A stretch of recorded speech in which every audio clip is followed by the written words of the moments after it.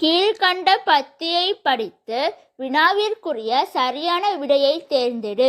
1000 யானைகளை போரில் வென்ற அரசனுக்காக பாடப்படும் இலக்கிய வகை பரணி.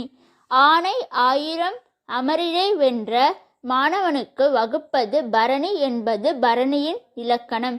இவ்விலக்கியம் 96 சிற்றிலக்கிய வகைகளுள் ஒன்று.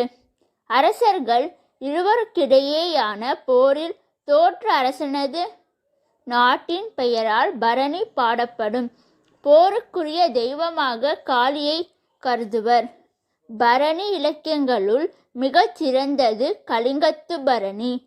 போரில் குலோத்துங்க மன்னனிடம் கலிங்க நாட்டு மன்னன் தோற்று போனான். அதனால் கலிங்கத்து பரணி என பெயர் சூட்டப்பட்டது. இந்நூல் சயங்கொண்டரால் பாடப்பட்டது. 1000 யானைகளை போரில் வென்ற அரசனுக்காக பாடப்படும் இலக்கிய வகை எது? இதில் கொஸ்டினில் ஃபர்ஸ்ட் லைன்லேயே பார்த்தீங்க அப்படின்னா ஆன்சர் இருக்கும் பரணி. அடுத்து போருக்குரிய தெய்வமாக டேஷ் கருதுவர். இதுவுமே அந்த பேராகிராஃபில் டைரக்டாக இருக்குது.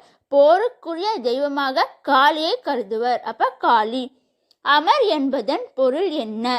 அமர் என்பதன் பொருள் என்ன? போர். பார்த்தீங்கன்னா செகண்ட் லைனில் ஆனை 1000 அமரிடை வென்ற மாணவனுக்கு வகுப்பது பரணின்னு கொடுத்துருக்காங்களா? ஃபஸ்ட்டில் பாருங்கள் 1000 யானைகளை போரில் வென்ற அரசனுக்காக பாடப்படும் இலக்கிய வகை பரணி. இந்த 2 லைனில் நீங்கள் கம்பேர் பண்ணி பார்த்தீங்கன்னாலே உங்களுக்கு டைரெக்டாக அமரோடது போர் அப்படின்ற பொருள் தான் வரும் அப்படின்னு நீங்கள் கண்டுபிடிச்சிடலாம். இல்லை டைரெக்டாக உங்களுக்கு தெளிவுனாலும் நீங்கள் போட்டுடலாம். போர் தான் ஆன்சர்.